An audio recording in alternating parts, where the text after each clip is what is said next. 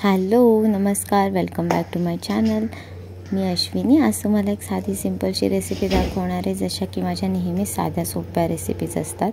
आणि आत्ता मी आज बटाट्याची रेसिपी दाखवणार आहे, पण ह्याच्यासोबत कॉम्बिनेशनला जी भाजी वापरणार आहे ना ती एकदम जबरदस्त आहे. मेथीला एक स्वतःचा असा वेगळा फ्लेवर आहे आणि तो फ्लेवर एवढा एन्हान्स होतो ना बटाट्यामध्ये, ते मी सांगू नाही शकत. ते तुम्ही स्वतः करून बघा, मगच तुम्हाला समजेल. बटाटे मी आता बॉयलरमध्ये वाफायला ठेवलेत आणि आता तोपर्यंत ही एकदम फ्रेश अशी मिळालेली मला मेथी स्वच्छ पाण्याने खळून धुवून घेतलेली आहे आणि मी ती बारीक चिरून घेणार आहे. जेवढी बारीक चिरता येणार आहे तेवढी चिरणार आहे. या मेथीच्या भाजीला जो कडवटपणा असतो ना तो माझा खूप जास्त फेवरेट आहे. म्हणजे ह्या भाजीला तुम्ही डाळीमध्ये टाकलात ना तर डाळीची चव डबल होऊन जाते. त्याच्यानंतर तुम्ही चिकनमध्ये टाकलात ना तर चिकनचा स्वादसुद्धा डबल एन्हान्स होतो. त्यानंतर जर तुम्ही या मेथीच्या भाजीला ना खूप छान प्रकारे कुठल्याही भिजत लावलेल्या डाळीसोबत केलात ना तरी खूप छान होते. आणि जर तुम्ही बटाट्यात केलात ना तर बटाट्याची चवसुद्धा द्विगुणित होते. साधी सोपी आणि सुकी भाजी आहे ही. डब्याला तुम्ही नेऊ शकता. हा जो लसूण आणि जिऱ्याचा सोबत कुटतानाचा वास येतो ना, हा माझा अतिशय फेवरेट आहे. झटपट होते. कढई घेतली आहे, आता त्यामध्ये जाणार आहे तेल. आमचं तेल घरगुती घाण्याचं तेल असतं. त्यानंतर आता जे मी जिरं आणि लसूण कुटून घेतलं ते टाकलं आणि जी मेथी कापून घेतली बारीक चिरून ती मस्तपैकी खरपूस अशी करून घ्यायची आहे. चवीनुसार मीठ. आणि आता या भाजीमध्ये जाणार आहे बॉईल झालेले हे बटाटे. ती मेथी आता मस्तपैकी खरपूस होईपर्यंत या बटाट्याची सालं काढून घेतली.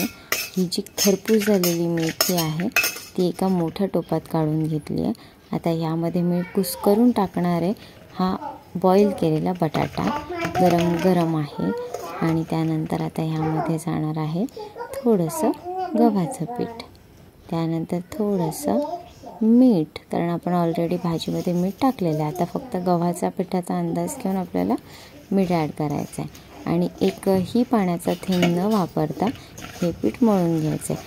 अतिशय जास्त प्रमाणामध्ये गव्हाचं पीठ मी घेतलेलं नाही आहे आणि फक्त असा मऊसूत नरम गोळा करायचा आहे. आपल्याला ह्याची चपाती लाटायची नाही आहे, कारण की मग गव्हाचं पीठ वाढलं की त्यामध्ये मेथी आणि बटाटा कमी पडेल आणि मग तुम्हाला प्रॉपर तिखट चपाती टाईपच ती लाटावी लागेल.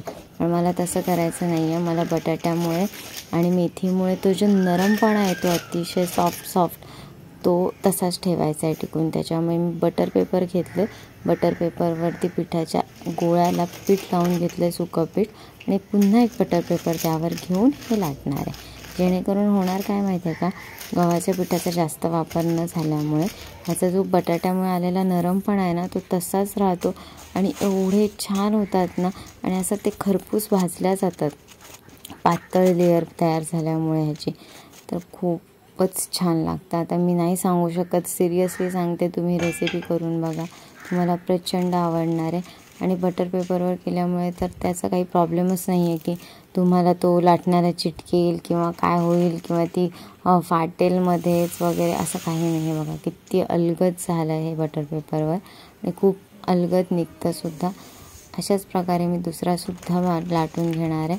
बऱ्याचशा आईंची कंप्लेंट असते की मुलं आमच्या पालेभाज्या खायला मागत नाहीत.